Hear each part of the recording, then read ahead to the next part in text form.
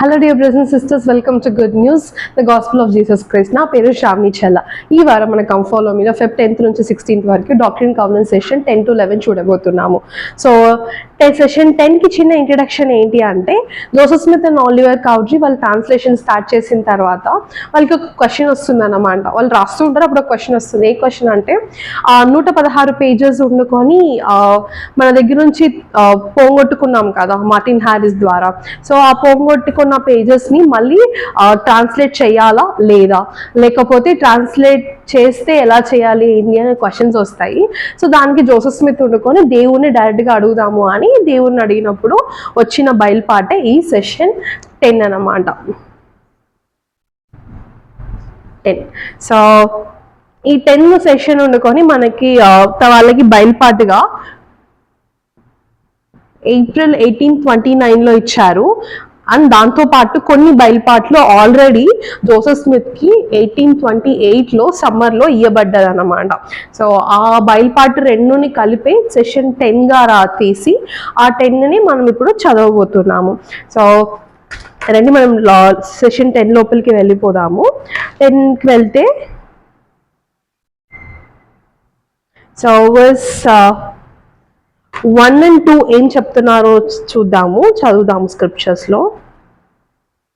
10వ ప్రకరణము కొన్ని భాగాలు 1 నుండి 26. ఇదిగో ఇప్పుడు నేను నీతో చెప్పునదేమనగా ఊరీము తుమ్మీము ద్వారా అనువదించుటకు నీకు శక్తి ఇవ్వబడిన ఆ వ్రాతలను ఒక దుష్టునికి నీవు అప్పగించితివి గనుక వాటిని నీవు కోల్పోతివి. అదే సమయములో నీ బహుమానమును కూడా నీవు కోల్పోతివి, నీ మనస్సు అంధకారమయ్యెను. సో ఏం చెప్తున్నారు ఇక్కడ? వర్స్ 1 and 2లో నువ్వు ఆ 116 పేజెస్ని ఒక వికెడ్ మ్యాన్కి ఇచ్చి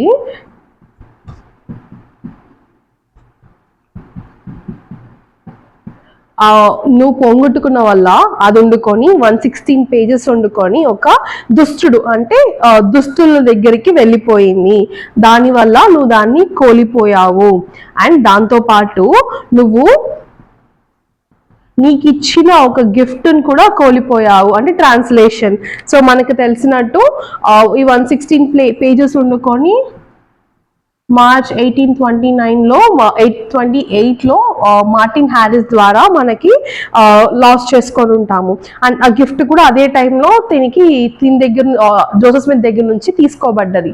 అండ్ దాని తర్వాత జోసెఫ్ స్మిత్కి మళ్ళీ యూరియం తమిన్ మాత్రం ఏంజెల్ మోరోనే వచ్చిన తర్వాత సెషన్ 3 మనకి బయలుపాటుగా వస్తుంది. ఆ సెషన్ 3లో మనకు తెలిసినట్టు జోసెఫ్ స్మిత్ని దేవుడిని మందలిస్తూ ఆ సెషన్ 3 ఇచ్చాడు అనమాట. దాని తర్వాత వర్స్ 3లో ఏం చెప్తున్నారో చూద్దాము. అదే సమయం అయినప్పటికీ ఇప్పుడది నీకు తిరిగి పునరుద్ధరించబడినది, కాబట్టి నీవు నమ్మకముగా నుండి నీవు ప్రారంభించినట్లుగానే మిగిలిన అనువాదపు పనిని పూర్తి చేయవరకు కొనసాగించినట్లు చూడుము. సో 3లో ఏం చెప్తున్నారు?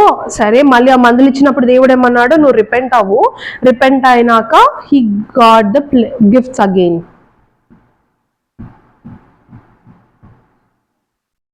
మళ్ళీ ఎప్పుడు వచ్చింది జోసెఫ్ స్మిత్కి? 22nd సెప్టెంబర్ 1828 అప్పుడు తనకి మళ్ళీ ఆ ప్లేస్ వచ్చేసాయి. దీంతో పాటు దేవుడు ఏమంటున్నాడు? Be faithful and continue to translate the work అని దేవుడు చెప్తున్నాడు అన్నమాట. ఇప్పుడు వర్స్ 4 చూద్దాము. ఒక కాషన్ ఇస్తున్నాడు దేవుడు. అయినప్పటికీ నీకున్న బలము కంటే వేగముగా పరుగెత్తకుము, లేదా నీవు అనువదించుటకు తోడ్పడు వనరుల కంటే ఎక్కువగా పనిచేయకుము, కానీ అంతము వరకు శ్రద్ధ కలిగి ఉండుము. సో దేవుడు ఏమంటున్నాడు? Do not run faster than your strength. నీకున్నే శక్తి కన్నా ఎక్కువగా నువ్వు పరిగెత్తి నువ్వు పని చెయ్యకు అంటున్నాడు అనమాట.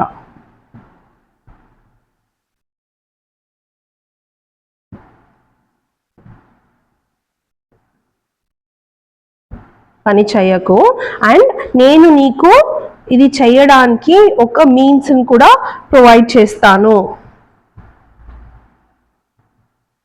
సో జోసెఫ్ స్మిత్కి అప్పుడే మళ్ళీ దొరికింది ప్లేట్స్. దొరికిన తర్వాత జోసెఫ్ స్మిత్ చాలా ఉత్సాహంగా ఉంటాడు కదా, దొరికింది ఇప్పుడు నేను ఖచ్చితంగా దేవుడి పనిని ఇన్ని రోజులు ఆగిపోయింది, సో ఇప్పుడు కంటిన్యూ చేయాలి అనే ఒక ఆతృతతో తను ఎక్కువ చేస్తాడని దేవుడు ముందరే తనకి ఒక ఇన్స్ట్రక్షన్ ఇస్తున్నాడు.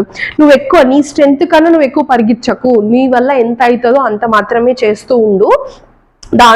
మీన్ వైల్ నీకు నేను ఒక మీన్స్ ని ప్రొవైడ్ చేస్తాను అని చెప్పి. ఈ మీన్స్ ఎవరు మనకు తెలిసినట్టు it's an Oliver. So Oliver వండుకొని సెప్టెంబర్ అండ్ నవంబర్ మధ్యలో దేవుడు వండుకొని 1828లో తనకి ఇలా నిజమని తెలిపించి దీని ఇంకా మళ్ళీ ఏప్రిల్లో 1829లో జోసెఫ్ స్మిత్ దగ్గరికి వచ్చి వాళ్ళు ట్రాన్స్లేషన్ స్టార్ట్ చేస్తారు. సో దేవుడు ఎక్కువ పరిగెత్తకు, వెయిట్ చేయి, నీకు నేను ప్రొవైడ్ చేస్తాను అని దేవుడు తనకి చెప్తున్నాడు. వర్స్ 5 చూద్దాము. నీకున్న బలము కంటే వేగం నీవు అజేయుడవగునట్లు ఎల్లప్పుడూ ప్రార్థించుము, తద్వారా నీవు సాతానును జయించవచ్చును. అతని పనిలో సహకరించు సాతాను సేవకుల చేతులలో నుండి నీవు తప్పించుకునవచ్చును. ఇదిగో. సో ఏమంటున్నాడు 5లో, సాతాను వండుకొని మళ్ళీ ట్రై చేస్తుంది నీ దగ్గర నుంచి ప్లేట్స్ తీసుకోవడానికో లేకపోతే ప్లేజెస్ తీసుకోవడానికి ఈ పనిని ఆపడానికో చాలా ట్రై చేస్తుంది. బట్ నువ్వేం చెయ్యి, సాతాన్ కాడ నుంచి తప్పించుకోవడానికి నీకుండే ఒకే ఒక బలము అండ్ ఆయుధము ఏంటి అంటే ప్రేయర్.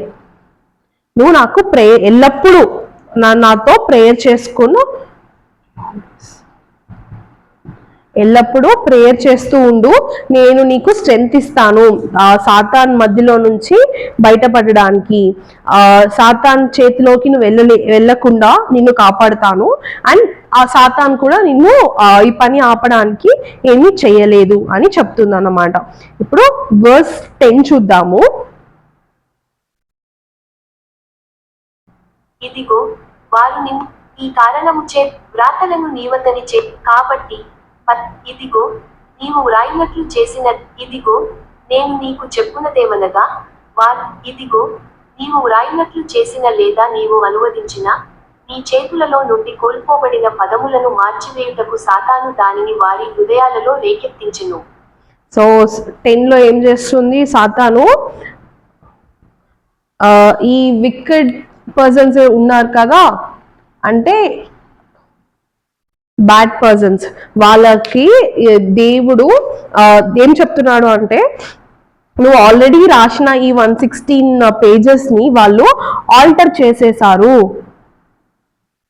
ఆల్టర్ చేసి సాతాను వండుకొని దాన్ని మార్చడానికి వాళ్ళ మనసుల్లో దూరి వాళ్ళని ప్రేరేపరిచి వాళ్ళని నువ్వు రాసిన పేజెస్ ని వాళ్ళు మార్చేశారు, ఆ వార్తలన్నీ కూడా వాళ్ళు మార్చేశారు అని చెప్తుంది.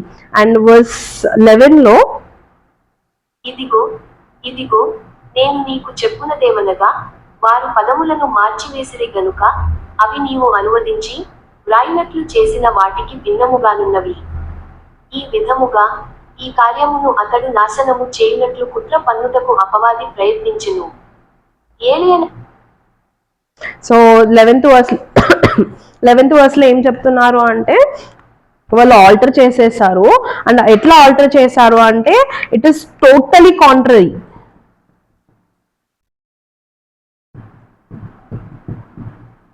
అంటే నువ్వు రాసిన దానికి ఆపోజిట్ గా మొత్తం మార్చేశారు. అండ్ వాళ్ళు ఒక కుట్ర అంటే ఒక కుట్రం పన్నారనమాట జోసెఫ్ స్మిత్ మీద. ఎవరు? సాతాన్. ఒక కన్నింగ్ ప్లాన్ తో సాతాన్ వచ్చింది.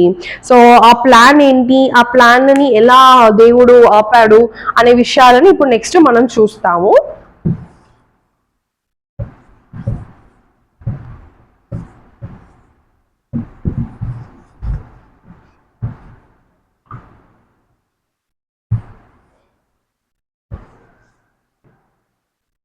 సాతాన్ ఏం చేసింది,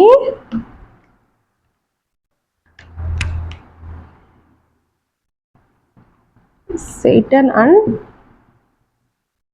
wicked man.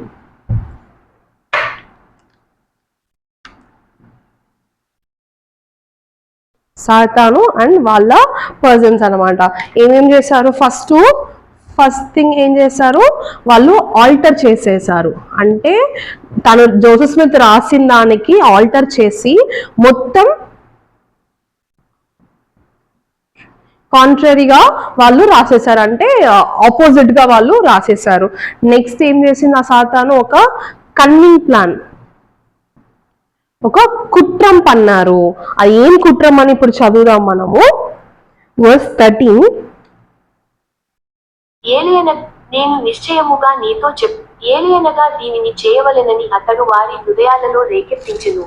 తద్వారా నీవు అనువదించుచున్నట్లు నటించిన పదాలయందు వారు నిన్ను పట్టుకొని ఉన్నారని వారు అబద్ధము చెప్పుదురు.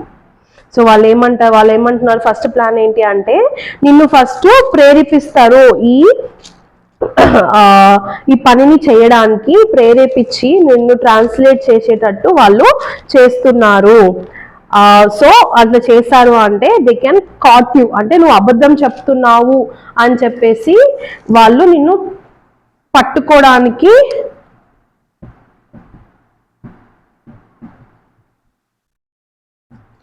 నిన్ను అబద్ధం చెప్తున్నావు అని పట్టుకోవడానికి వాళ్ళు చేస్తున్నారు. saying you are lying, నువ్వు అబద్ధం చెప్తున్నావు అని చెప్పి పట్టుకోవడానికి వాళ్ళు ఆ ప్లాన్ అని వేస్తున్నారు. సో వాళ్ళది ఇంకా ప్లాన్స్ ఉన్నాయి, ఆ ప్లాన్స్ వండుకొని ఇంకేమేమని చెప్పి దేవుడు దీనికి చెప్తున్నాడు. ఎక్కడ అంటే 14 to 18 వరకు చెప్తున్నారు, మనం చదువుదాము. ఏలియనగా నేను నిశ్చయముగా నీతో చెప్పునదేమనగా, ఈ విషయమందు సాతాను తన దుష్ట సంకల్పమును సాధించుటకు నేను అనుమతించెను. ఏలియనగా ఇదిగో, దానిని తిరిగి అనువదించాలని అడుగుచూ ప్రభువైన నీ దేవుని నీవు శోధించులాగున చేయుటకు అతడు దీనిని వారి హృదయాలలో రేకెత్తించెను. తరువాత వారిట్లు చెప్పుదురు మరియు వారి హృదయాలలో ఇట్లు ఆలోచించెదరు, అనువదించుటకు దేవుడతనికి శక్తినిచ్చెనో లేదో మనము చూచెదము. అట్లైన ఎడల అతనికి ఆయన మరలా శక్తినిచ్చును. ఒకవేళ దేవుడు అతనికి మరలా శక్తినిచ్చిన ఎడల లేదా అతడు మరలా అనువదించిన ఎడల లేదా మరియొక మాటలో అతడు అదే పదములను తిరిగి తెచ్చిన ఎడల, ఇదిగో, అలాంటి వాటినే మనము కలిగియున్నాము మరియు మనము వాటిని మార్చివేసితిమి. కాబట్టి అవి సరిపోల్చవు మరియు అతడు తన మాటలలో అబద్ధమాడెనని, అతనికి ఎట్టి బహుమానము లేదని, అతనికి ఏ శక్తి లేదని మనము చెప్పెదము. సో ఏం ప్లాన్ ఏంటి, కన్నింగ్ ప్లాను, ఇలా జోసెఫ్ స్మిత్ ట్రాన్స్లేట్ చేసేటట్టు తనని ప్రేరేపించి తనని టెంప్ట్ చేసి సాతాను, అండ్ అదే టైంలో ఇంకొక మనుషుల్ని వికెడ్ మెన్ అని వాళ్ళ మనసులో దూరి వాళ్ళని ప్రేరేపించి వాళ్ళని ఆ పేజెస్ దొరికినటివి మార్పిచ్చేసి జోసెఫ్ స్మిత్ ద్వారా మళ్ళీ రాయిపించి జోసెఫ్ స్మిత్ రాసిన తర్వాత ఆ వీళ్ళు మార్చిన ఆ పేజెస్ని తీసుకొచ్చి చూడు నువ్వే రాసావు, మొత్తం ఇక్కడ ఒక లాగుంది ఇక్కడ ఒక లాగుంది అని చూపించడమే వాళ్ళ సాతాను ఒక కుట్ర అనమాట. ఆ కుట్ర పని తను ఇదే అనుకుంటుంది, ఇలా ఇదే కన్నింగ్ ప్లాన్ తనది, ఇట్లా వీళ్ళని పట్టించాలి అని చెప్పేసి.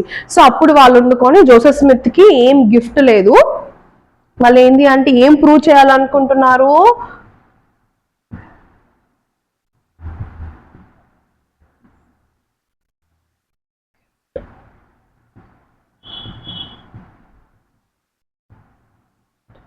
సో తనకి ఏం గిఫ్ట్ లేదు, తను ఏం ట్రాన్స్లేట్ చేయట్లేదు, తను ఊరికే అబద్ధం చెప్తున్నాడు అని చెప్పించడమే తన యొక్క పెద్ద పనిగా పెట్టుకున్నది అనమాట. అండ్ వర్స్ 19 లో చూద్దాము.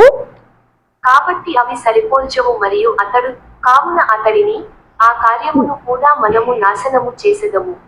తుదకు మనము సిగ్గుపడకుండునట్లు లోక మహిమను మనము పొందునట్లు దీనిని మనము చేసెదము. సో ఎందుకు చేయాలి అనుకుంటున్నారు next? To destroy the god's work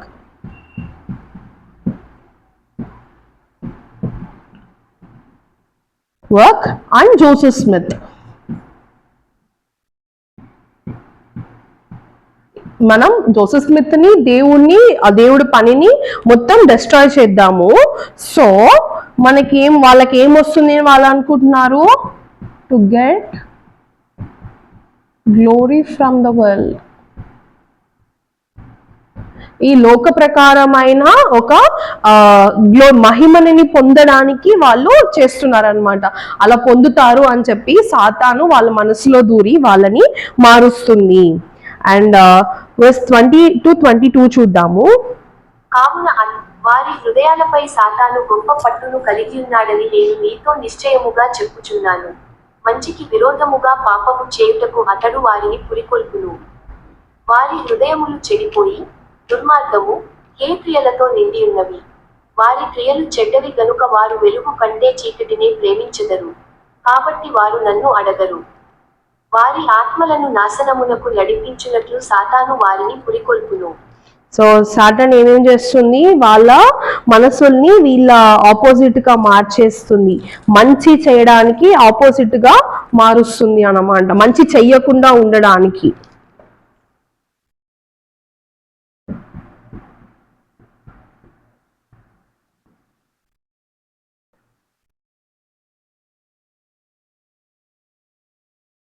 against good to do iniquity, చెడు విషయాలు చేయటం మార్చేస్తుంది. అండ్ నెక్స్ట్ ఇంకా ఎలా మారుస్తుంది అంటే వాళ్ళని మొత్తం చెడు విషయంలో కరప్ట్ చేసి వాళ్ళని మొత్తం చెడుగా నింపేస్తుంది అన్నమాట. ఫుల్ ఆఫ్ విక్కెడ్నెస్ మొత్తం నంపేసి వాళ్ళని డార్క్నెస్ అంటే అంధకారంలో వాళ్ళని నిండిపోయేటట్టు చేస్తుంది. సో వాళ్ళు ఇలా ఉండారు అంటే వాళ్ళు దేవుణ్ణి ఏది అడగలేరు కదా, తెలుసుకోలేరు కదా దేవుడి దగ్గర నుంచి. అండ్ అది కాకుండా ఇంకా ఏం చేస్తుంది, ఏమి కోరుతుంది అంటే వాళ్ళ ఆత్మలని డిస్ట్రక్షన్ అంటే వాళ్ళ ఆత్మలు నశించేటట్టు అది వాళ్ళని ప్రేరేపిస్తుంది. సో ఇదే ఉండుకొని వాళ్ళ సాతాను యొక్క ప్లాన్ గా ఉంది. అండ్ వర్స్ 27 to 28 చూద్దాము. వారి ఆత్మలను ఆ విధముగా దేవుని అతడు వారి హృదయాలను అవును అతడు వారితో ఆ విధముగా అతడు ఆ విధముగా భూమియందు పైకి క్రిందికి ముందుకు వెనుకకు తిరుగులాడుచు మనుష్యుల ఆత్మలను నాశనము చేయుటకు ప్రయత్నించుచున్నాడు. నేను నీతో నిశ్చయముగా చెప్పునదేమనగా మోసము చేయుటకు అబద్ధమాడువానికి శ్రమ, ఎందుకనగా మోసపుచ్చుటకు ఇతరులు అబద్ధమాడెదరని అతడనుకొనును. అట్టివారు దేవుని న్యాయము నుండి మినహాయింపబడరు. ఇదిగో ఇప్పుడు వారు ఈ మాటలను మార్చివేసిరి, ఎందుకనగా సాతాను వారితో అతడు నిన్ను మోసపుచ్చెనని చెప్పును. ఆ విధముగా ప్రభువైన నీ దేవుడిని నీవు శోధించులాగున చేయుటకు అపరాధము చేయుటకు అతడు వారిని పొగడును. సో ఏం చేస్తున్నారు, నెక్స్ట్ వాళ్ళని ఇంకా చెడు చేయడానికి వాళ్ళని ప్రేరేపిస్తుంది. మొత్తం ఈ ఎట్లా సాతాను ఒక మెయిన్ పని ఏంటి, ఈ లోకంలో తిరిగి తిరిగి తిరిగి ఎవరిని దేవుడు పని చేయనీయకుండా ఉండడానికి, మంచి దాంట్లో చేయనీయకుండా ఉండడానికి అందరినీ చేస్తూ ఉంటది అనమాట. అండ్ ఇంకొకటి ఏం చేస్తుంది, అబద్ధాలు చెప్పి నిన్ను మైంపరిపిస్తుంది, అంటే డిసీవ్ చేసి నువ్వు మంచి చేయకుండా ఉండేటట్టు చేస్తుంది. అప్పుడు మంచి చేయలేదు, నువ్వు మంచిగా ఉండలేదు, నువ్వు చెడు విషయంలో వెళ్ళిపోయావు, నువ్వు దుష్ట శక్తి లాగా మారిపోయావు అంటే దేవుడి దగ్గరికి రాలేవు కదా. సో అట్లాంటి వాళ్ళు ఎవ్వరూ దేవుడు జస్టిస్ దగ్గర నుంచి, న్యాయ తీర్పు నుంచి తప్పించుకోలేరు. సో ఎట్లా సాతాను న్యాయ తీర్పును ఇంకా పొందలేదు, నిత్యానికి దేవుడితో ఉండలేదు, అలాగనే మనని కూడా చెయ్యాలి అని అది అందరినీ ప్రేరేపిస్తుంది. అండ్ ఇలా అంతా లేదు, ఇదంతా నిజమే, నీకు లోకంలో చాలా మహిమ దొరుకుతుంది, ఇలాంటి చాలా మాయ మాటలు చెప్పి అది అందరినీ ప్రేరేపించి చేస్తుంది. జోసెఫ్ నిన్ను కూడా అలానే ట్రాన్స్లేట్ చేయడానికి అది ఏం చేస్తుంది, మనని ఫస్ట్ ఫ్లాటర్ చేస్తుంది, అంటే మాయ మాటలు చెప్తుంది అనమాట, మంచి మాటలుగా చెప్పినట్టు అది ఫ్లాటర్ చేస్తుంది. అండ్ అలా చేసి జోసెఫ్ స్మిత్ కూడా ప్రేరేపిస్తుంది దాన్ని ట్రాన్స్లేట్ చేయడానికి. బట్ దేవుడు దానికి ఏం చెప్తున్నాడు, వర్స్ 30లో చూద్దాము. ఇదిగో నేను నీతో చెప్పునదేమనగా నీ చేతులలో నుండి కోల్పోబడిన ఆ పదములను నీవు మరలా అనువదించకూడదు. ఇదిగో నేను నీతో చెప్పునదేమనగా నీ చేతులలో నుండి కోల్పోబడిన ఆ పదములను నీవు మరలా అనువదించకూడదు. సో దేవుడు ఏం చెప్తున్నాడు, డు నాట్ ట్రాన్స్లేట్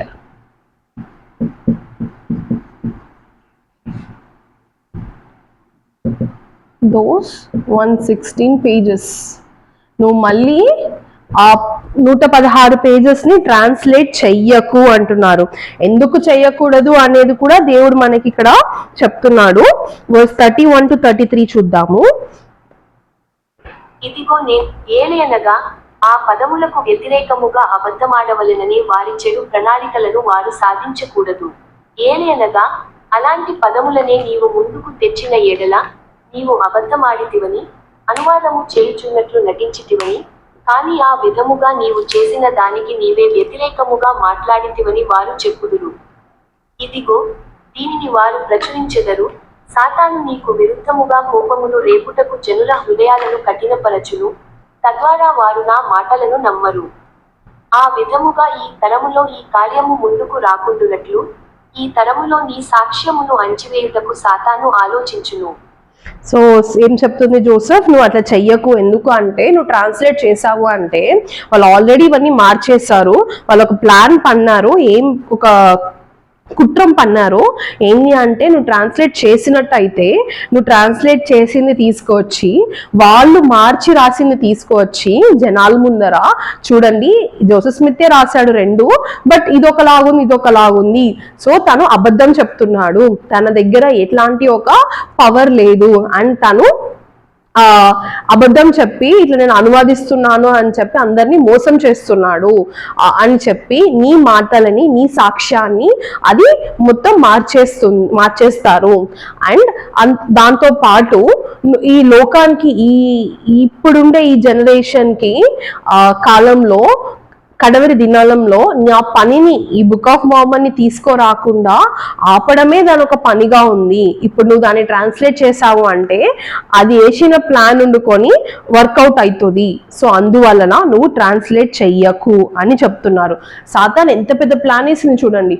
సో మొత్తం ఆల్టర్ చేసేసి దాన్ని మళ్ళీ ఇప్పుడు జోసెఫ్ స్మిత్ని ట్రాన్స్లేట్ చేసేటట్టు తనని టెంప్ట్ చేస్తూ నువ్వు చెయ్యి అని తనని టెంప్ట్ చేస్తుంది. వీళ్ళ దగ్గర మనుషులని వాళ్ళ హృదయాలని మార్చేసి వాళ్ళని మంచి చేయకుండా ఉండడానికి ఆపి చెడు చేయడానికి ప్రేరేపరిచి నువ్వు ఇది చెయ్యి, వర్డ్స్ మార్చు, అది చెయ్యి అని చెప్పి జస్ట్ ఆపోజిట్గా మార్చేసింది.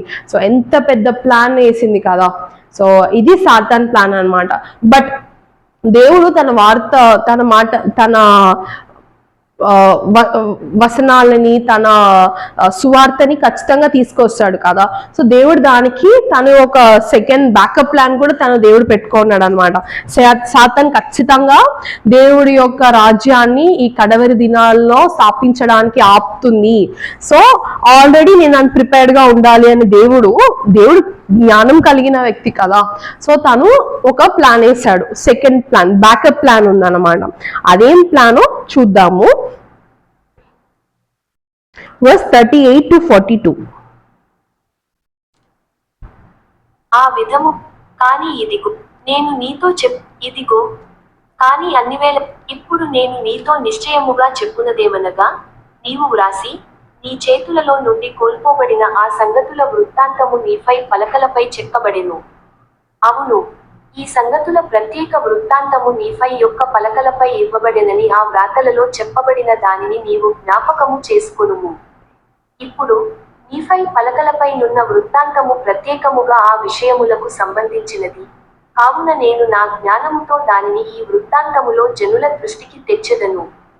కాబట్టి నీపై పలకలపైనున్న చెక్కడములను బెంజమిన్ రాజు పరిపాలన వద్దకు నీవు వచ్చువరకు లేదా నీవు అనువదించి నీ ఆధీనములో ఉంచుకొనిన దాని వద్దకు వచ్చువరకు నీవు అనువదించవలెను.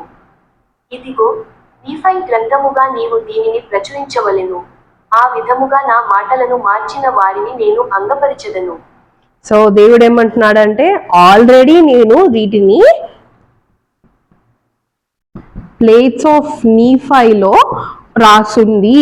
మనం ఏమేం కోల్పోయాం అనుకుంటున్నామో ఆ ప్లేట్స్ అన్ని ఆల్రెడీ ఇక్కడ ఉంది. దీన్ని నువ్వు ట్రాన్స్లేట్ చెయ్యి. మనం బెంజమిన్ ముందర దాకా ఉండేవన్నీ ట్రాన్స్లేట్ చేసి అది బుక్ ఆఫ్ నీఫైగా పెట్టావు అంటే అదే వండుకొని ఈ ప్లేట్స్ లో ఉండే సారాంశం అంతా ఈ నీఫై ప్లేట్స్ లో ఉంది అని చెప్పి దేవుడు చెప్పాడు అన్నమాట. ఎంత పెద్ద ప్లాన్ వేసాడు కదా దేవుడు, చాలా తెలివిగా. మనము ఇక్కడ జోసెఫ్ స్మిత్ చెప్తున్నాడు, ఆల్రెడీ నీఫైకి ఏం చెప్పాడో చూద్దాము. ఆల్రెడీ బ్యాకప్ వర్క్ చేస్తూ ఉంటాడు కదా దేవుడు, ఇక్కడ ఒకటి చెప్తున్నాడు అంటే అది ఎక్కడ చెప్తున్నాడో చూద్దాము. First Nephi chapter 9 verse 3 to 6. First Nephi chapter 9 verse 3 to 6. నేను ఇంగ్లీష్లో చదువుతాను. Nevertheless, I have received a commandment of the Lord that I should make these plates for the special purpose, that there should be an account engraven of the ministry of my people. Upon the other plates should engraven an account of the ring of the kings and the wars and contentions of my people. Wherefore, these plates are for the more part of the ministry, and the other plates are for the more part of the ring of the king and the wars and contentions of my people. Wherefore the Lord had commanded me to make these plates for a wise purpose, in him which purpose I know not. So Nephi ఏం చెప్తున్నాడు అంటే ఒక 2 sets of plates అని చేయమంటున్నాడు.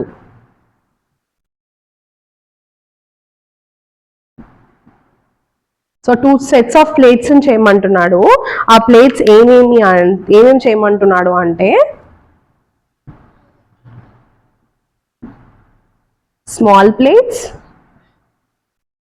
Large plates గా చెయ్యి. And ఈ part లో ఎక్కువగా నా మినిస్ట్రీ,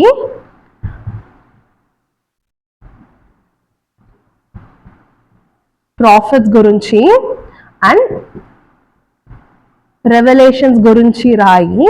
అండ్ దీంట్లో వార్స్ గురించి, జనాల యొక్క కంటెన్షన్స్ గురించి, వాళ్ళని పరిపాలించే వాటి గురించి అంతా రాయి అని చెప్పాడనమాట. నీఫై ఏమంటున్నాడు, నాకు అప్పుడు నాకు తెలియదు దేవుడు ఎందుకు నన్ను ఇట్లా 2 ప్లేట్స్ చేయమంటున్నాడు, బట్ దేవుడు చెప్పాడు కాబట్టి నేను చేస్తున్నా అని చెప్తాడు అనమాట. సో మనం ఇది చూసుకున్నట్టయితే స్మాల్ ప్లేట్స్ మనకి ఫస్ట్ నీఫై నుంచి ఓమ్ని చాప్టర్ దాకా ఉంటుంది. ఈ ప్లేట్స్ వండుకొని మొసాయా నుంచి మార్మన్ 7 దాకా ఉంటుంది అన్నమాట. సో ఇది ఫస్ట్ నీఫై నుంచి ఓమ్ని దాకా, మొజాయా నుంచి మార్మన్ దాకా ఈ small plates and large plates అనేది ఉంటుంది అన్నమాట. సో దేవుడు వండుకొని ఆల్రెడీ ఈ ప్లేట్స్ లో ఉన్న వాటివన్నీ మళ్ళీ నీఫైని నువ్వు రాసి దాన్ని 2 ప్లేట్స్ గా డివైడ్ చేసి పెట్టు అంటే, మనం ఇక్కడ ఏం దారిపోయాము, ఏం పోగొట్టుకున్నాము, బుక్ ఆఫ్ లీహై. నీఫైకి ఏం చెప్పారు, నువ్వు దీన్ని చదివి నీ బయలుపాటు పొంది నీ ఆత్మ స్పిరిట్, దేవుడి యొక్క ఆత్మ నిన్ను ఎలా బయలుపాటిచ్చి నడిపిస్తుందో అలాగా ఈ స్మాల్ ప్లేట్స్ లో నువ్వు మినిస్ట్రీ గురించి, ప్రాఫిట్స్ గురించి అండ్ వాళ్ళకి వచ్చిన బయలుపాట్ల గురించి, వాళ్ళు ఎట్లా జనాలు నడిపించారో గురించి రాయి. అండ్ ఈ లార్జ్ ప్లేట్స్ లో జరిగిన వార్స్ గురించి, కంటెన్షన్స్ గురించి అండ్ వాళ్ళు ఎలా పరిపాలించాలో, రాజులంతా ఎలా పరిపాలించారో వాళ్ళ గురించి అంతా రాయి అని 2 ప్లేట్స్ రాయిపించాడు అన్నమాట. సో దీని గురించి నీఫై ఇంకా కొంచెం ఇదిగా ఫస్ట్ నీఫై చాప్టర్ 1 verse 17 లో చెప్పుంటాడు. మనం అనుకోవచ్చు ఓకే ఇవన్నీ రాయమన్నాడు, ఇప్పుడు బుక్ ఆఫ్ లీహై గురించి ఎగ్జాక్ట్ గా ఎక్కడ ఉంది అని మనం తెలుసుకోవాలి అంటే ఫస్ట్ నీఫై 1 verse 17 లో చెప్పుంటాడు. చూద్దాము. But I shall make an account of my proceeding in my days. Behold, I make an abridgment of the record of my father upon the plates which I have made with mine own hands. Wherefore, after I have abridged the records of my father, then will I make an account of mine own life. Nephi ఏం చెప్పాడు, first మా నాన్న రాసిన plates ని నేను summarise చేస్తాను అంటే అబ్రిడ్జ్ చేస్తాను అంటే పెద్దగా ఉన్న ప్లేట్స్ ని చదివి తనకి ఏం బయలుపాటు వస్తుందో రాసేది అబ్రిడ్జ్మెంట్ అన్నమాట. సో నేను అలా మన నాన్న ప్లేట్స్ ని ఫస్ట్ అబ్రిడ్జ్ చేసేసి దాని తర్వాత నాకేం అర్థమైందో నేను దాన్ని అబ్రిడ్జ్ చేసి నా పరిపాలన, నేను ఎలా దేవుడి మాట విన్నాను, నాకు ఎలా బయలుపాటు వచ్చిందో నేను తర్వాత రాస్తాను అని. చాప్టర్ 9లో వర్స్ 6లో లాస్ట్ ఏమంటున్నా అంటే, లాస్ట్ లైన్లో అండ్ దస్ ఇట్ ఇస్ ఆమేన్ అంటే ఇంతవరకు నేను లీహై గురించి రాశాను అని చెప్పి అక్కడ అయిపిస్తారనమాట. ఇప్పుడు దీని సేమ్ దాంట్లో 10లో వర్స్ 1 చదివినట్టయితే, and now I Nephi proceed to give an account unto these people of my proceeding and my ring and ministry, wherefore to proceed with mine account I must speak somewhat of the things of my father and also of my brethren. So ఏమంటున్నాడు ఇక్కడ నీఫై, నేను ఇక్కడ మా నాన్న account ఇంత దాకా ఇచ్చాను, ఇప్పుడు నుంచి నా అకౌంట్ అది ఇస్తాను అంటే, లీహై రాసిన ఈ లీహై బుక్ అబ్రిజ్మెంట్ ఉండుకొని మనకి నీఫై ఫస్ట్ నీఫై చాప్టర్ 1 నుంచి చాప్టర్ 9 దాకా ఉందన్నమాట. సో ఈ ఫస్ట్ నుంచి 9 దాకా చూసుకున్నట్టయితే నీఫై వాళ్ళ నాన్న గురించి చెప్తున్నాడు. లీహైకి ఎలాంటి ఒక బయలుపాటు వచ్చింది, దేవుడు ఏమి ఒక విషన్ ఇచ్చాడు, ఎక్కడికి వెళ్ళమన్నాడు, ఎవరినంతా తీసుకువెళ్ళమన్నాడు, మళ్ళీ వచ్చి ప్లేట్స్ ని ఎవరు తీసుకోరమ్మన్నారు, అండ్ లీహైకి వచ్చిన dream of tree of life గురించి, డ్రీమ్ గురించి కానీ ఇవన్నీ మనకి చాప్టర్ 9 దాకా మనకి ఎక్స్ప్లెయిన్ చేస్తుంటారు అన్నమాట. సో దేవుడు ఆల్రెడీ దీన్ని గ్రహించి తను నీఫై దగ్గర మళ్ళీ నువ్వు వండుకొని దీని గురించి రాయి నీ ప్లేట్స్ లో అని చెప్పారు.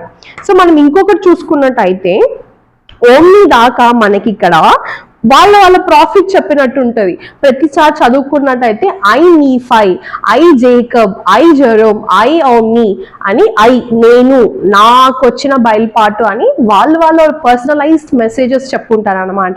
బట్ అదే మనకి మొజాయా నుంచి కింగ్ బెంజమిన్ చెప్పారు, కింగ్ ఆల్మా చెప్పారు, ఆల్మా ప్రీస్ట్ చేశారు, ఆల్మాది ఎంగర్కి ఇలా జరిగింది అని మార్మన్ ప్రాస్పెక్టివ్ లో మనం చూస్తామన్నమాట. మార్మన్ ఎలా రాశారో, ఆయన ఏం చదివి దాన్ని ఆయన ఎలా అబ్రిజ్ చేశారో ఆ విషయాలను మనం ఇక్కడ చూస్తాము.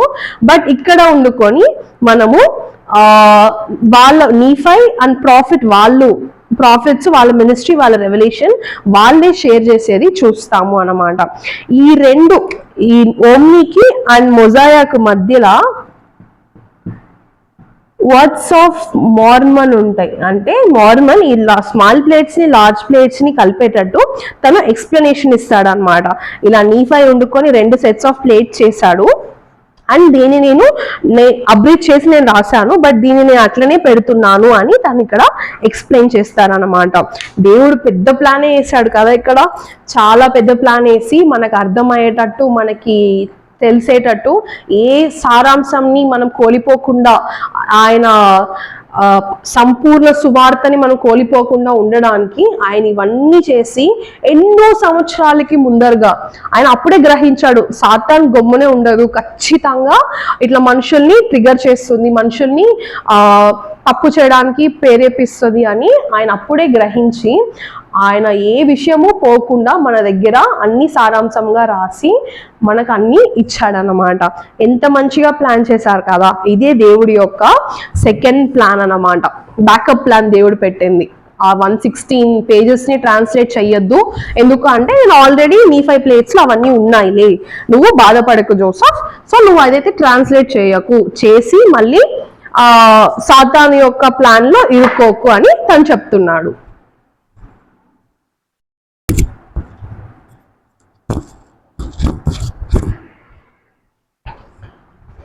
సో ఇప్పుడు మళ్ళీ మనము డాక్ట్రిన్ కవెనెంట్ సెషన్ 10లోకి వచ్చేస్తాము. 10కి వచ్చి మనము వర్స్ 43 చదువుదాము.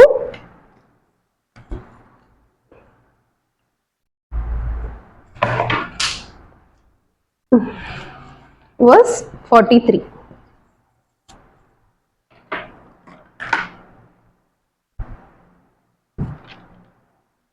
ఇదిగో వారు నా కార్యమును నాశనము చేయుటకు నేను అనుమతించను. అవును, అపవాది యొక్క కుయుక్తి కంటే నా జ్ఞానము గొప్పదని వారికి నేను చూపెదను. సో దేవుడు ఏమంటున్నాడు, I won't let them destroy, అంటే నా పనిని నేను డెస్ట్రాయ్ చేయించను. సో నా వర్క్ ని వాళ్ళని డిస్ట్రాయ్ చేయొచ్చను. సాతాను యొక్క కన్నింగ్ ప్లాన్ కన్నా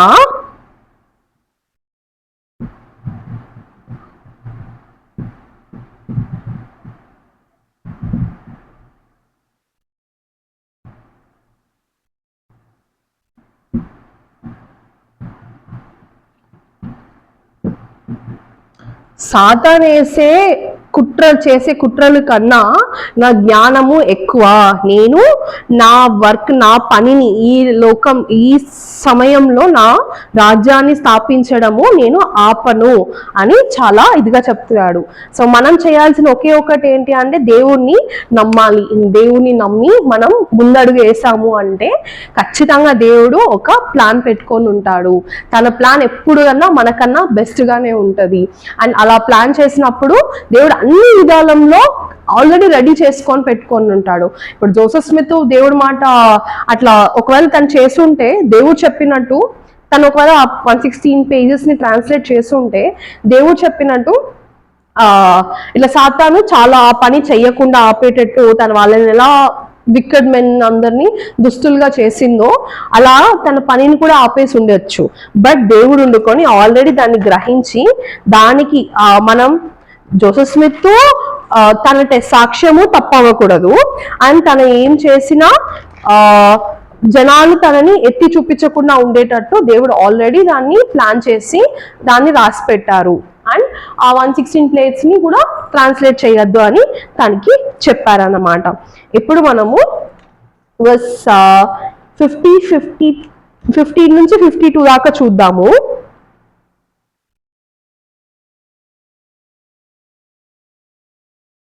వారు నా కార్యమును ఇదిగో నీపై పలక మరియు ఇది వారి దినములలో వారి ప్రార్థనల యందు వారికున్న విశ్వాసమును బట్టి అది వారికివ్వబడునని నేను సెలవిచ్చితిని.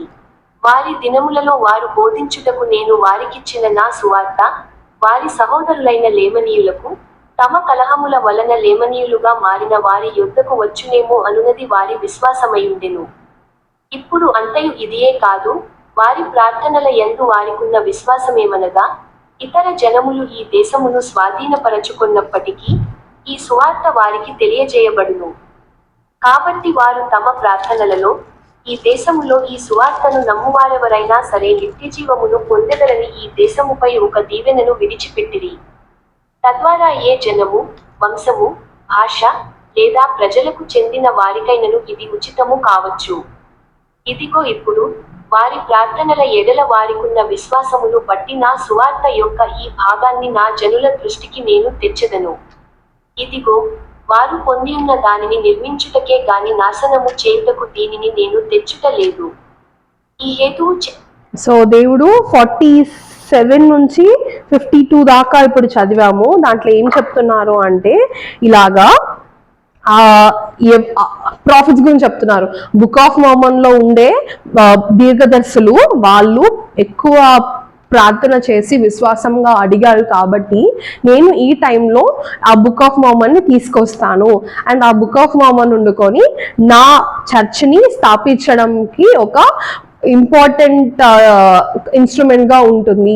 అండ్ ఇది నేను నా వర్క్ ని డిస్ట్రాయ్ చేయడానికి అంటే నాశనం చేయడానికి తీసుకురావట్లేదు, నా పనిని ఇంకా కొంచెం బిల్డ్ చేయడానికి నా మీద నేను తీసుకొస్తున్నాను. అంటే ఇక్కడ ఏం మీన్ చేస్తున్నారు అంటే దేవుడు ఆల్రెడీ బైబిల్ ఉంది కదా అని చాలా మంది బుక్ ఆఫ్ మోర్మన్ నమ్మకుండా ఉంటారు కదా, వాళ్ళందరికీ ఇదే చెప్తున్నాడు. బుక్ ఆఫ్ మోర్మన్ బైబిల్ ఉంది, దాంతో పాటు ఇంకొక సాక్ష్యముగా ఇంకొక వేదముగా ఈ కాలానికి తగినట్టు నేను ఈ వేదాన్ని నా చర్చిని స్థాపించడానికి నేను తీసుకొస్తున్నాను అని చెప్తున్నారు. అండ్ ఎవరెవరంతా ఈ మాటల్ని నమ్ముతారో, ఎవరెవరంతా వీళ్ళ ప్రార్థనలకి నేను ఆన్సర్గా ఈ బుక్ ఆఫ్ మోర్మన్ తెస్తున్నాను కదా, ఎవరంతా ఈ మాటలను నమ్మి ఇదంతా ఎవరు పాటిస్తారో వాళ్ళకి నిత్యానికి ఉండేటట్టు ఆ బ్లెస్సింగ్ అనేది నేను ఇస్తాను. నిత్యానికి తన రాజ్యంలో ఉండేటట్టు ఆ బ్లెస్సింగ్ వాళ్ళు పొందుతారు అని వాళ్ళు చెప్తున్నాడు అన్నమాట. నెక్స్ట్ వర్స్ 53 నుంచి 55 చూసుకున్నట్టయితే ఏం ఎక్స్ప్లెయిన్ చేస్తారు అంటే, నేను నా సభని స్థాపిస్తాను అండ్ నా సభని నా పేరు మీద నేను స్థాపిస్తాను అండ్ ఇది ఎవ్వరు డిస్ట్రాయ్ చేయలేరు, ఎంత సాతాన వచ్చినా ఎంత ఎవరు వచ్చినా దాన్ని నాశనం చేయలేరు నా సభని. అండ్ నా సభలో ఉండే వాళ్ళు భయపడకుండా నా మాటని విన్నట్టయితే వాళ్ళు దేవుడి యొక్క రాజ్యంలో ఒక ప్లేస్ ని సంపాదించుకుంటారు. ఒకవేళ అట్లా భయపడి తన ఆజ్ఞలని పాటించకుండా తను చెప్పిన విషయాల్ని వేదంలో చెప్పిన విషయాలన్నీ వినకుండా విశ్వాసం లేకుండా ఉంటే సాతాను ఇట్లా దుష్ట శక్తుల్ని చేసేటట్టు సాతాను మీ మనసుల్లో దూరి మార్చేస్తుంది అండ్ వాళ్ళు నా మనుషులైతే కాదు అని చెప్తున్నాడు అనమాట. ఇంకా వర్స్ 63 నుంచి 66 వరకు చదివినట్టయితే మనము అక్కడ నుంచి ఏం చెప్తారు అంటే, నా సువార్త అనేది ఇది అందరికీ అండ్ అందరికి ఇలవసంగా ఇవ్వబడ్డది, వీళ్ళకి మాత్రమే సువార్త, డబ్బులు ఇచ్చే చదవాలి, లేకపోతే డబ్బులు ఉన్న వాళ్ళే చదవాలి, లేకపోతే పేదవాళ్ళే చదవాలి, ఇట్లాంటి ఎలా భేద డిఫరెన్సెస్ తను చూడట్లేదు అనమాట. దేవుడు ఏమో చెప్తున్నాడు, నా సువార్త, ఈ సంపూర్ణ సువార్త అనేది అందరికీ సమానమే అండ్ అందరికీ ఇది పోయి చేరాలి అని తను చెప్తున్నాడు అన్నమాట. అండ్ వర్స్ 67 and 68 నేను చదువుతాను ఇంగ్లీష్లో. Behold, this is my doctrine, whosoever repenteth and cometh unto me, and the same is my church. Whosoever declareth more or less than this, the same is not of me, but is against me. Therefore, he is not of my church.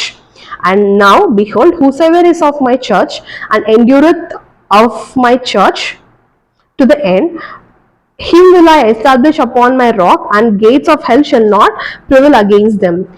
ఇది నా సువార్త, ఇది నా కోట్పాడు. నా కోట్పాట్లని మీరు పాటించి మన మనసు మారి మీరు పశ్చాత్తాపపడి నా దగ్గరికి వస్తే వాళ్ళే నా చర్చు, వాళ్ళు దాన్ని లాస్ట్ దాకా దాన్ని పాటించి ఉన్నారు అంటే సాతాను అండ్ నరకము కలిసి వచ్చినా మిమ్మల్ని ఎవరు ఏమి చెయ్యలేరు, మీరు అంతా స్ట్రాంగ్ గా ఉంటారు. ఎందుకు అంటే మీరు మీ విశ్వాసాన్ని నా మీద పెట్టారు కాబట్టి అనే విషయాన్ని దేవుడు ఇక్కడ చెప్తున్నాడు. దీంతో తను సెషన్ 10ని కంప్లీట్ చేస్తున్నాడు అన్నమాట. సో దేవుడి యొక్క బ్యాకప్ ప్లాన్ ఎంత బాగుంది కదా. ఎంత సాతాను ఎంత మందిని ప్రేరేపించినా తన వర్క్ ని జరగకుండా ఆపినా కానీ దేవుడు ఖచ్చితంగా తన పనినైతే తను చేస్తాడు. మన దాంట్లో పాల్గొనాలి, మనం దాంట్లో ఒక తన చర్చ్ సభలో ఒక మెంబర్గా ఉండాలి అని అంటే మనం చేయాల్సింది ఏంటి అంటే తన కోట్పాడుగల్ని తనిచ్చిన మనకి సిద్ధాంతాలని తను మనకి ఇచ్చిన ఆజ్ఞలని పాటించి విశ్వాసంగా ఉండి, ఇప్పుడు దాకా మాత్రమే కాదు ఎల్లప్పుడూ విశ్వాసంగా ఉంటే ఖచ్చితంగా మనము ఆయన రాజ్యంలో ఒక ప్లేస్ ని మనము సంపాదించవచ్చు.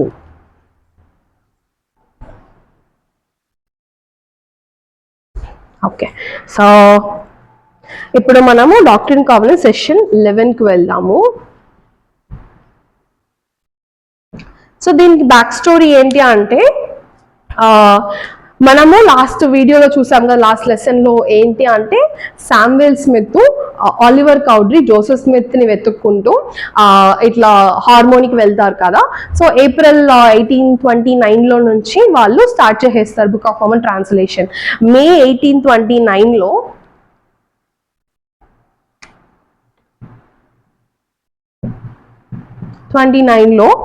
జోసెఫ్ స్మిత్ కి ఆలివర్ కౌడ్రీకి జాన్ ద బాప్టిస్ట్ వచ్చి అరోనిక్ ప్రీస్టుడ్ ఇస్తారన్నమాట. అరోనిక్ ప్రీస్టుడ్ ఇచ్చిన తర్వాత వాళ్ళు బాప్టిజం చేయించడానికి కండక్ట్ చేయడానికి వాళ్ళకి అధికారం అనేది వస్తుంది. దాని గురించి మనం ఇంకా డీటెయిల్ గా నెక్స్ట్ లెసన్ లో, అది ఎందుకంటే డాక్ట్రిన్ కావలెన్స్ సెషన్ 13లో మెన్షన్ చేసి ఉంటారు, అది మనం నెక్స్ట్ లెసన్ లో ఇంకా కొంచెం డీటెయిల్ గా చూద్దాము. బట్ ఇక్కడ ఏంటి అంటే ఆ టైంలో వాళ్ళు బాప్తిజం ఇచ్చేదానికి వాళ్ళు ఆ బ్లెస్సింగ్ ని పొందుతారు. పొందిన తర్వాత వాళ్ళు ఆలివర్ వండుకొని శామ్యుయల్ స్మిత్ అంటే జోసెఫ్ స్మిత్ వాళ్ళ బ్రదర్ కి బాప్తిజం ఇస్తారు. సో తీసుకున్నాక శామ్యుయల్ స్మిత్ వండుకొని వాళ్ళ ఇంటికి రిటర్న్ వెళ్తాడు అనమాట. అంటే పల్మైరాకి జోసెఫ్ స్మిత్ సీనియర్ వాళ్ళ అమ్మ నాన్న ఉండే వాళ్ళ ఇంటికి వెళ్తాడు. వెళ్ళినప్పుడు ఇట్లా వెళ్ళిన తర్వాత శామ్యుయల్ వండుకొని తన ఎక్స్పీరియన్స్ బాప్తిజం ఎక్స్పీరియన్స్ వండుకొని వాళ్ళందరితో షేర్ చేస్తాడు. షేర్ చేసినప్పుడు అందరూ చాలా ఆశ్చర్యంగా హ్యాపీగా ఫీల్ అవుతారు. అంటే దేవుడి యొక్క వర్క్ జరుగుతుంది, పునర్స్థాపనం అవుతుంది, ఈయన బుక్ ఆఫ్ మోర్మన్ ట్రాన్స్లేట్ బాగా అవుతుంది అని ఇలాంటివన్నీ వాళ్ళు అనుకొని వాళ్ళు చాలా హ్యాపీగా ఫీల్ అవుతారు అనమాట. వాళ్ళ జోసెఫ్ స్మిత్ సీనియర్ వాళ్ళ పిల్లల్లో పెద్దోడు అంటే first Born I mean elders child వండుకొని హైరమ్ స్మిత్ అనమాట.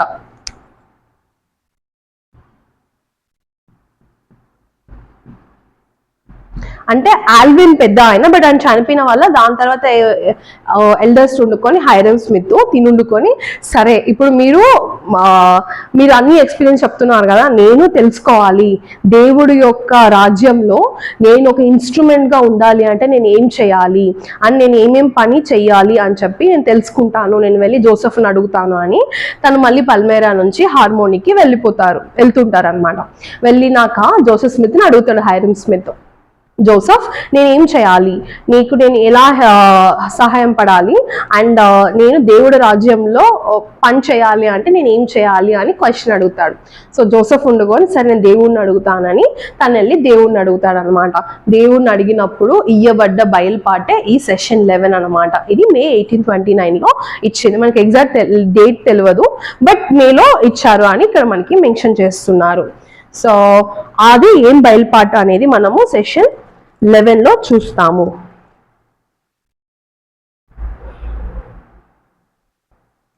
సో దీంట్లో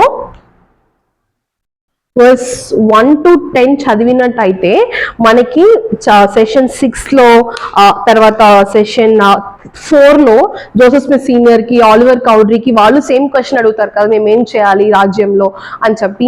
వాళ్ళందరికీ ఎలాంటి ఒక ఇన్స్ట్రక్షన్స్ చెప్పారో దేవుడు తినికి అదే ఇన్స్ట్రక్షన్ చెప్తున్నాడు అనమాట. ఫస్ట్ ఇన్స్ట్రక్షన్ ఏం చెప్తున్నాడు అంటే keep my commandments. Commandment, seek to establish my kingdom. నా రాజ్యాన్ని స్థాపించడానికి ఉండండి. And seek not the riches, ధనాన్ని వెతికి వెళ్ళకండి, బట్ seek wisdom, నా జ్ఞానాన్ని వెతకండి, నా రహస్యాలని మీకు నేను చెప్తాను అని చెప్తున్నాడు అనమాట. వర్స్ 1 to 10 దాకా 19లో 18లో 20లో ఇదే తను ఎక్స్ప్లెయిన్ చేస్తాడు అనమాట. ఇది వాళ్ళకి చెప్పాడు, అదే మెసేజెస్ మళ్ళీ ఇక్కడ వాళ్ళకి చెప్తున్నారు. ఇప్పుడు హైరమ్కి పర్సనల్ గా కొన్ని ఇన్స్ట్రక్షన్స్ కూడా చెప్తాడు అనమాట. ఎందుకంటే తను అడిగాడు కదా, సో తను అడిగాడు కాబట్టి తనకు కూడా కొంచెం పర్సనల్ గా తను చెప్తాడు. ఏం చెప్తున్నాడో చూద్దాము. వర్స్ 12 to 14లో మనం దాన్ని చదువుదాము. 11:18 ఒక గొప్ప ఇదిగో అవును, కాబట్టి ఇప్పుడు జ్ఞానము కొరకి నీవు నన్ను కోరి ఈ తరమునకు ఇదిగో ఏలియనగా ఇది. ఇప్పుడు నేను నీతో నిశ్చయముగా చెప్పునదేమనగా, మంచిని చేయుటకు అవును, న్యాయము చేయుటకు, వినయముగా నడుచుకొనుటకు, నీతిగా తీర్పు తీర్చుటకు నడిపించు ఆత్మయందు నమ్మకముంచుము. ఇదియే నా ఆత్మ. నా ఆత్మను నీకిచ్చెదను, అది నీ మనస్సును వెలిగించి నీ ఆత్మను సంతోషముతో నింపునని నిశ్చయముగా నేను నీతో చెప్పుచున్నాను. నీవు పొందగవను విశ్వాసముతో నా యందు నమ్మికయుంచిన ఎడల, నీతిగల సంగతులకు సంబంధించి నా నుండి నీవు కోరు సంగతులన్నీయు అప్పుడు నీవు తెలుసుకొందువు, లేదా దీనివలన నీవు తెలుసుకొందువు. సో ఏం చెప్తున్నాడు అంటే నా స్పిరిట్ ని నమ్ము, ట్రస్ట్ ద స్పిరిట్.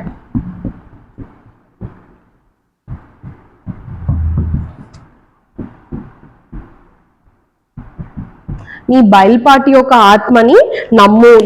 దాన్ని నువ్వు నమ్మినట్టయితే నీకు ఏది న్యాయమైన దారిలో నడవడం ఎలా, అండ్ ఏది న్యాయము ఏది నిజము కాదు, అండ్ నీకు దేవుడి యొక్క దారిని నేను చూపిస్తాను. నీ హృదయాన్ని ఎన్లైటన్ చేస్తాను. అండ్ నీకు డిజైర్ ఉండి నువ్వు ఫెయిత్ఫుల్ గా ఉన్నట్టు అయితే నీకు నేను అన్ని తెలియపరుస్తాను అని కూడా దేవుడు చెప్తున్నాడు. సో ఏమంటున్నాడు దీంతో పాటు, హ్యావ్ ఫెయిత్. నువ్వు విశ్వాసంగా అడిగినట్టయితే నువ్వు అడిగిన విషయాలన్నీ నీకు తెలియపరుస్తాను. బట్ దానికి ముందర నా బయలుపాటి యొక్క ఆత్మని నువ్వు నమ్ము అంటున్నాడు అనమాట. దాంతో పాటు వర్స్ 21లో ఇంకా కొన్ని ఇన్స్ట్రక్షన్ చెప్పాడు. అది ఏందని చూద్దాము. నీవు పొందద ఇదిగో నా వాక్యము, అప్పుడు నా ఆజ్ఞలను నీ పూర్ణ హృదయం ఇదిగో నా వాక్యమును ప్రకటించుటకు ప్రయత్నించవద్దు, కానీ మొదట నా వాక్యమును పొందుటకు ప్రయత్నించుము, అప్పుడు నీ నాలుక సడలించబడును. అప్పుడు నీవు కోరిన ఎడల మనుషులను ఒప్పించుటకు దేవుని సత్యము నా ఆత్మను నా వాక్యమును నీవు కలిగి ఉండువు. సో దేవుడు ఏమంటున్నాడు, seek not to declare, first seek to obtain అంటున్నాడు. అంటే ఫస్ట్ నువ్వు దీన్ని చెప్పడానికి ప్రయత్నించకు, నువ్వు తెలుసుకోవడానికి నేర్చుకోవడానికి ప్రయత్నించు. నువ్వు ఎప్పుడు నా సువార్తని తెలుసుకొని దాన్ని నువ్వు నేర్చుకొని నువ్వు ప్రిపేర్డ్గా ఉంటావో అప్పుడు నేను చెప్తాను నువ్వు ఎప్పుడు అందరికీ షేర్ చేయాలి అని. అలా షేర్ చేసినప్పుడు నా ఆత్మ బయలుపాటి యొక్క ఆత్మ నువ్వు ఎవరెవరికంతా దీని గురించి చెప్తున్నావో వాళ్ళ హృదయంలో చేరి వాళ్ళు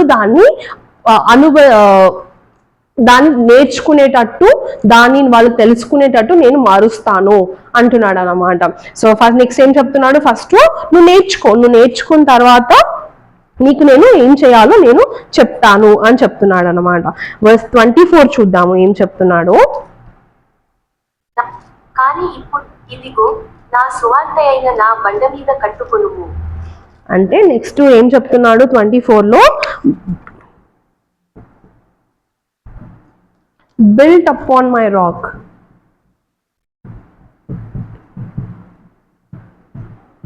Upon my rock.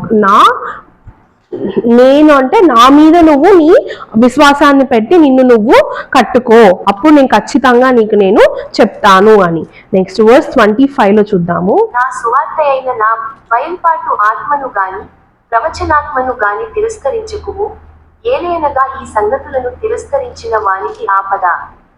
కాబట్టి నీవు ముందుకు సాగుటకు సరియైన సమయమని నేను తలంచు వరకు నీ హృదయమందు భద్రపరచుకొనుము. ఇదిగో. సో దేవుడు ఏమంటున్నాడు, నువ్వు వర్స్ 25 and 26లో డినై నాట్ ద స్పిరిట్, ఆత్మని నిషేధించకు, అండ్ నువ్వు ఇవన్నీ treasure up in your heart, నీ మనసులో ఇవన్నీ నువ్వు భద్రంగా నువ్వు పెట్టుకో అని చెప్తున్నాడు అన్నమాట. సో దేవుడు ఇట్లా హైరమ్ స్మిత్ ఏమేం చెయ్యాలి, నేను ఈ రాజ్యంలో ఈ మరుస్థాపనం పనిలో నేను ఎలా పాల్గొనుకోవాలి అని చెప్పినప్పుడు తను చెప్పిన కొన్ని విషయాలు ఏంటి అంటే, కీప్ మై కమాండ్మెంట్స్, నా ఆజ్ఞలను పాటించు, నువ్వు నా రాజ్యాన్ని ఇక్కడ స్థాపించడానికి నువ్వు ఒక కాజ్గా ఉండు, అండ్ ధనాన్ని వెతుక్కుంటూ వెళ్ళకు, బట్ జ్ఞానాన్ని అడుగు, నీకు నేను నా రహస్యాలను చెప్తాను. నువ్వు ఆ బయలుపాటి యొక్క ఆత్మ మీద నమ్మకం ఉంచు, అది నిన్ను దేవుడి యొక్క దారిలో నడిపిస్తుంది, అండ్ విశ్వాసంతో ఉండు. నువ్వు ఈ విషయాలని ఫస్ట్ నువ్వు నేర్చుకో, తర్వాత నేను నీ ద్వారా దీన్ని చెప్పిస్తాను. అలా చెప్పేటప్పుడు నా ఆత్మ నువ్వు ఎవరికి చెప్తున్నావో వాళ్ళ మనసులో దూరి వాళ్ళని దీన్ని అర్థం చేసుకునేటట్టు వాళ్ళని ఒప్పిస్తుంది. అండ్ నా మీద నువ్వు నిన్ను కట్టుకో, అని చెప్తున్నాడు. అండ్ నెక్స్ట్ ఈ స్పిరిట్ ని, ఆత్మని ఎప్పటికీ నిషేధించకు, ఇవన్నీ నీ మనసులో నువ్వు భద్రపరచుకో అని చెప్తున్నాను అనమాట. వర్స్ 27లో ఏం చెప్తారో చూద్దాము. ఇదిగో మంచి కోరికలు కలిగి తమ కొడవలితో కోతపోయు వారందరితో నేను మాట్లాడుచున్నాను. దేవుని సో ఏమంటున్నాడు, ఇది నేను నీకు మాత్రమే చెప్పట్లేదు, Hyrum or Oliver Cowdery or Joseph Smith senior, వీళ్ళు ముగ్గురికే నేను చెప్పట్లేదు. ఈ విషయాలన్నీ నేను అందరికీ చెప్పుతున్నాను. ఎవరికి అంటే ఎవరెవరికంతా మంచి కోరికలు, దేవుడు రాజ్యంలో నేను ఒక భాగంగా ఉండాలి అని కోరుకుంటున్నారో వాళ్ళందరికీ నేను చెప్తున్నాను. ఇది వాళ్ళు చేయాల్సిన ఒక పనిగా ఉంది అని విషయాన్ని దేవుడు వాళ్ళకి చెప్తున్నాడు అనమాట. సో ఇది మనకి మాత్రమే కాదు, ఇది అందరికీ అన్నమాట. ఫస్ట్ ఎవరెవరికంతా ఆశ ఉందో దేవుడు విషయంలో మనం పాల్గొనాలి, దేవుడు రాజ్యంని ఈ లోకంలో స్థాపించాలి అనుకుంటున్నారో వాళ్ళందరూ చేయాల్సిన పని ఏంటి, వాళ్ళని వాళ్ళు ఎలా ప్రిపేర్ చేసుకోవాలి అంటే దేవుడి యొక్క ఆజ్ఞలని పాటించాలి. అండ్ వాళ్ళు వాళ్ళ రాజ్యాన్ని ఇక్కడ స్థాపించడంలో ఒక భాగంగా ఉండాలి. అండ్ నెక్స్ట్ ధనాన్ని ఆర్ లైక్ రిచెస్ ని వెతకకుండా దేవుడి యొక్క జ్ఞానాన్ని వెతుక్కుంటూ వెళ్ళాలి. దేవుడి యొక్క ఆత్మని నమ్మాలి. ఆత్మని నమ్మితే అది మనని ఆ వేలో మనని నడిపిస్తుంది అన్నమాట. అండ్ మనము విశ్వాసంగా ఉండాలి. అండ్ దేవుడి యొక్క పనిని ఫస్ట్ మనం నేర్చుకోవాలన్నమాట. Seek not to declare but first seek to obtain. నాకు ఇది చదివినప్పుడు నాకు ఎప్పుడు ఇది చాలా కనెక్ట్ అవుతుంది అనమాట. ఎందుకు అంటే దేవుడు అంటున్నాడు ఫస్ట్ నువ్వు ప్రిపేర్ చేసుకో, నువ్వు ఎక్కడ ఎలా చెప్పాలో నేను చెప్తాను అని. సో నాకు ఒక కొటేషన్ ఇష్టం అనమాట. We cannot fetch anything from the empty vessel. అంటే ఏమీ లేని ఒక పాత్రం నుంచి ఒక పాత్రంలో ఏమీ లేదు, బట్ అక్కడ నుంచి ఏం తీయగలం చెప్పండి. సో ఆ పాత్రం ఎప్పుడు నిండుగా ఉంటుందో అప్పుడే మనకి ఏమేం కావాలో దేవుడు అది తీసుకుంటాడు. దేవుడికి మనం ఎప్పుడు ఎలా ఉపయోగపడగలమని మనకి తెలియదు, కాబట్టి మనం ఎప్పుడు మనని ప్రిపేర్డ్ గా పెట్టుకోవాలి. మన పాత్రని ఎప్పుడు నింపి పెట్టుకోవాలన్నమాట. తన మాటలతో, తన గ్రంథం చెప్పిన మాటలతో, తన ప్రవక్తలు చెప్పిన విషయాలతో, లైక్ తన వేదం గురించి ఇలాంటి విషయాలంతా మనం నింపి పెట్టుకున్నాము అంటే దేవుడు ఖచ్చితంగా మనని ఒకరోజు తన రాజ్యంలో హెల్ప్ చేయడానికి పిలుస్తాడు. సో ఈ రోజు లెసన్ నుంచి నేనేం నేర్చుకున్నాను అంటే ఇదే సెషన్ 11 అనమాట. ఈ రోజు లెసన్ నుంచి నేనేం నేర్చుకున్నాను అంటే దేవుడు ఎప్పుడు మనల్ని కాపాడుతాడు. మనం తన మీద విశ్వాసం పెట్టి తన చెప్పిన పనులు మనము ఆజ్ఞలు పాటించాము అంటే ఖచ్చితంగా మనని దేవుడు కాపాడుతాడు. అండ్ దేవుడి యొక్క పనిని ఎవ్వరూ నాశనం చేయలేరు. సాతాను తనని ఫాలో చేసే వాళ్ళు లేకపోతే నరకం అంతా కలిసి వచ్చినా దేవుడి పనిని అయితే ఆపలేరు. దేవుడి పనిని ఆపుతాడు అని ఆల్రెడీ దేవుడికి తెలుసు, కాబట్టి తను ఆల్రెడీ బ్యాకప్ ప్లాన్స్ అనేది ఆల్రెడీ ప్రిపేర్ చేసుకొని దేవుడు పెట్టుకొని ఉంటాడు. అండ్ మనం దేవుడి రాజ్యంలో ఒక ఇన్స్ట్రుమెంట్ గా ఉండాలి. దేవుడి రాజ్యంలో మనం పాల్గొనాలి అంటే మనం విశ్వాసంతో దేవుడి యొక్క ఆజ్ఞలని పాటించి దేవుడి యొక్క ఆత్మ మీద నమ్మకం పెట్టి మనము తన యొక్క వేదాన్ని మనం నేర్చుకుని రెడీగా ఉంటే దేవుడు ఖచ్చితంగా ఒకరోజు మనని పిలిచి ఇవన్నీ మనం ఇంకొకరికి చెప్పేటట్టు మనకి హెల్ప్ చేస్తాడు. అండ్ నాకు తెలుసు ఇవన్నీ నిజమని. అండ్ ఇవన్నీ దేవుడి యొక్క యేసు యొక్క నామమున షేర్ చేసుకుంటున్నాను. ఆమేన్. అండ్ ఈ లెసన్ అంతా నాకేం అర్థమైంది, నేనేం నేర్చుకుంటున్నా, నేను ఎలా కంఫాలో మీని అప్లై చేస్తున్నా అన్న విషయాలు మీతో నేను షేర్ చేసుకుంటున్నాను. మీకు ఏమైనా క్వశ్చన్స్ ఉన్నాయి, ఒపీనియన్స్ ఉన్నాయి, లేకపోతే మీకు ఏమైనా షేర్ చేసుకోవాలి అంటే మీరు కమెంట్ బాక్స్ లో కమెంట్ చేయొచ్చు. Thank you. నెక్స్ట్ వీక్ కలుద్దాం.